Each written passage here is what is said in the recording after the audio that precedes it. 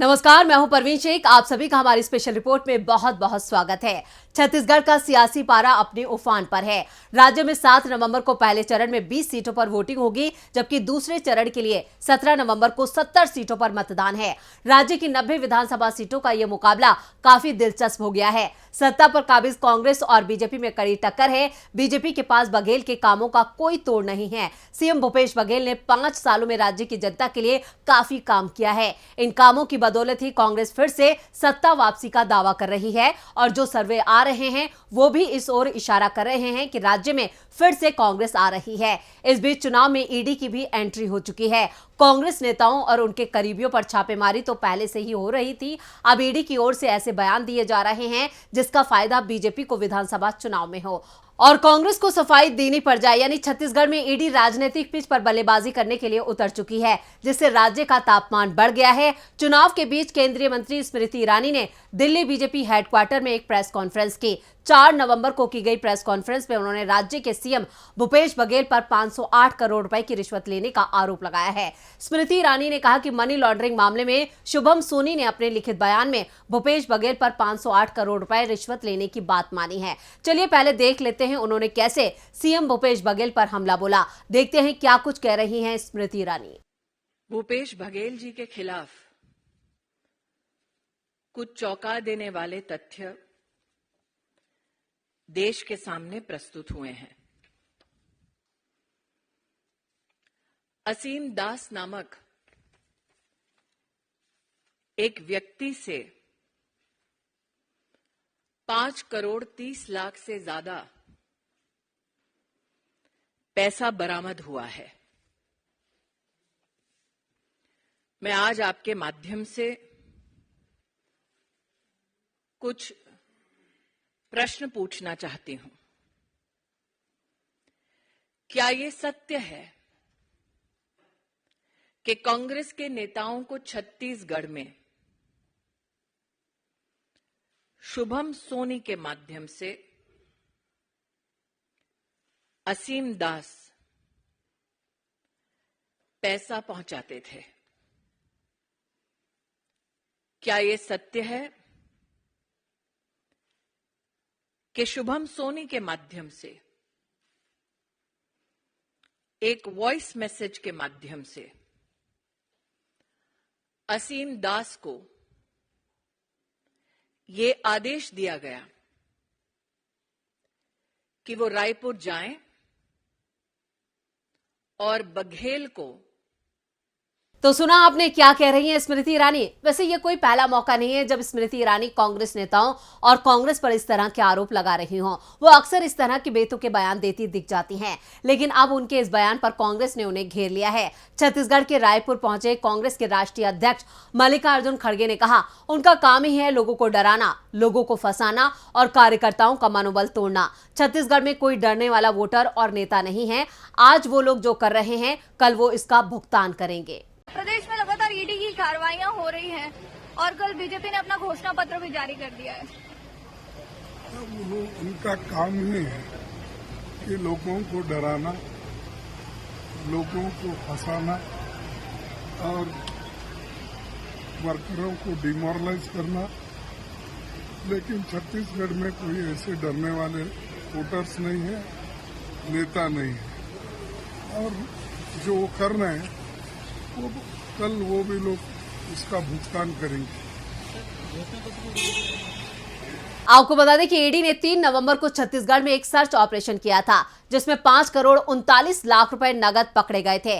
दरअसल ये कार्रवाई ईडी ने Mahadev book online batting app syndicate की जांच के दौरान की।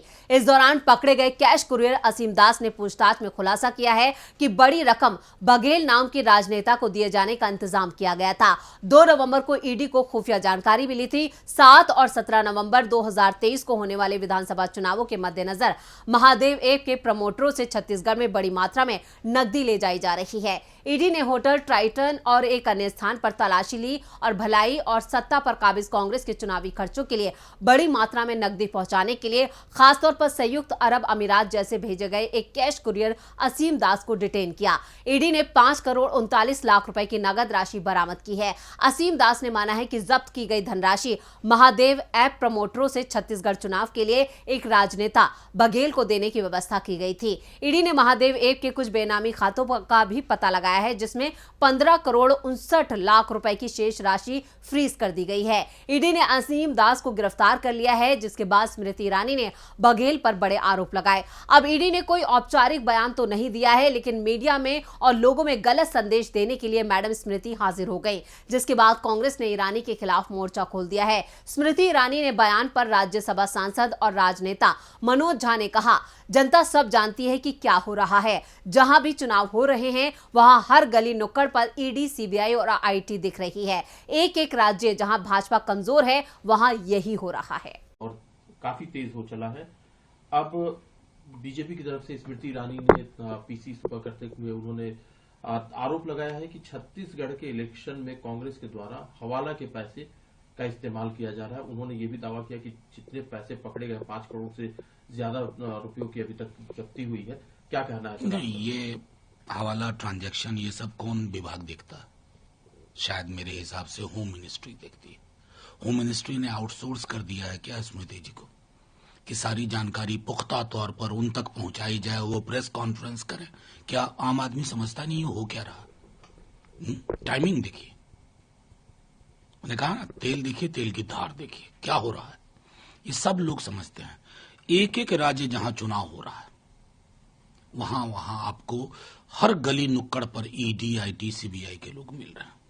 एक एक राज्य जहां बीजेपी कमजोर है वहां पर आईटी, अभी देखिए चेन्नई में चल रहा है, फिर कलकत्ता में भी होगा, फिर हेमंत सोरेन, तेजस्वी यादव, पूरी लंबी फहरिस्त है अलग अलग लोगों।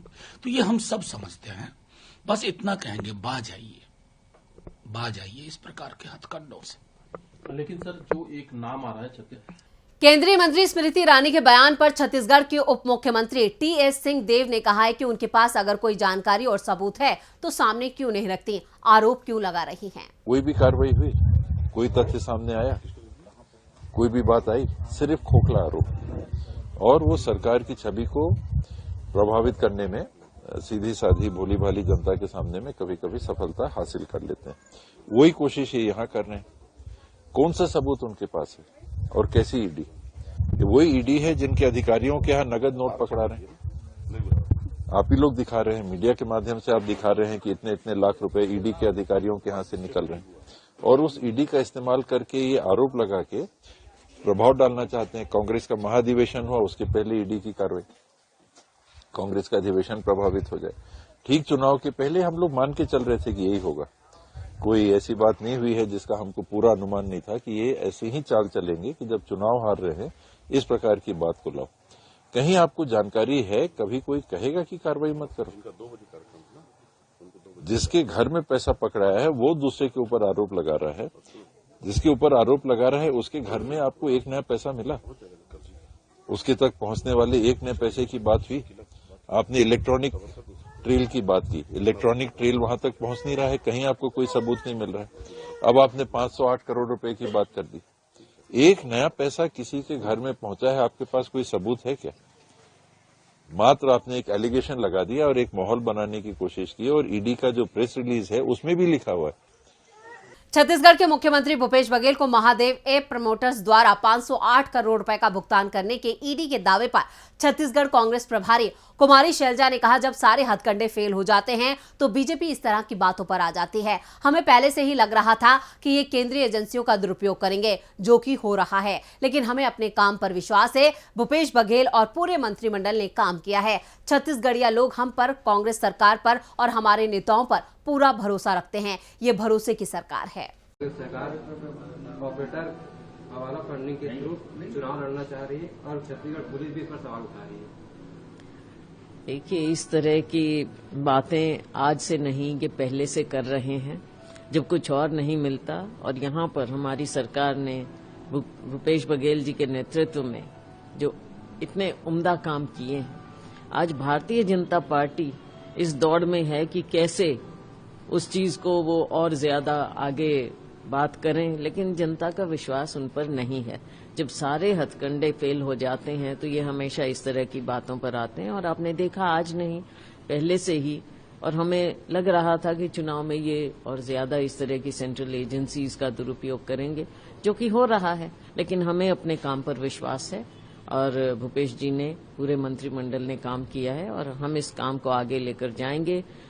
यहाँ के लोग, छत्तीसगढ़िया लोग हमारे ऊपर, कांग्रेस पार्टी पर, कांग्रेस सरकार पर, हमारे नेताओं पर पूरा भरोसा रखे हैं और ये भरोसे की सरकार। ईडी के आरोपों के बाद मुख्यमंत्री भूपेश बघेल ने भी अपना पक्ष रखा है। उन्होंने कहा कि मैं पहले ही कह चुका हूं कि बीजेपी ईडी, आईटी और डीआरआई और सीबीआई जैसी एजेंसियों के सहारे राज्य में चुनाव लड़ना चाहती है। चुनाव से ठीक पहले ईडी ने मेरी छवि को धूमिल करने की कोशिश की है। उन्होंने कहा कि महादेव ऐप की जांच के जरिए ईडी ने मेरे करीबी लोगों को बदनाम किया है, उनके यहाँ छापे मारे गए, अब मुझ पर 508 करोड़ रुपए लेने का आरोप लगाया गया है। बघेल ने कहा कि पीएम मोदी, गृह मंत्री अमित शाह दोनों मिलकर भी छत्तीसगढ़ में कांग्रेस का मुकाबला नहीं कर पा रहे हैं, इसलिए वो जांच एजेंसियों के सहारे चुनाव लड़ रहे हैं। ईडी के खिलाफ मैं जनता को बता रहा हूं, वो लोगों के नाम पर तय कर उन्हें अरेस्ट करती है। गिरफ्तार लोगों को डराकर उनसे नाम लिए जाते हैं, लेकिन कांग्रेस पूरी तरह से तैयार है। कांग्रेस का हर एक कार्यकर्ता भी तैयार है। एजेंसियों का मुकाबला करने के लिए जनता भी हमारे साथ है। तो ये थी हमारी स्पेशल रिपोर्ट। आपको हमारा ये वीडियो कैसा लगा, नीचे कमेंट बॉक्स में अपनी राय जरूर दें और इस वीडियो को ज्यादा से ज्यादा लाइक करें और शेयर करें। देखते रहिए डीबी लाइव।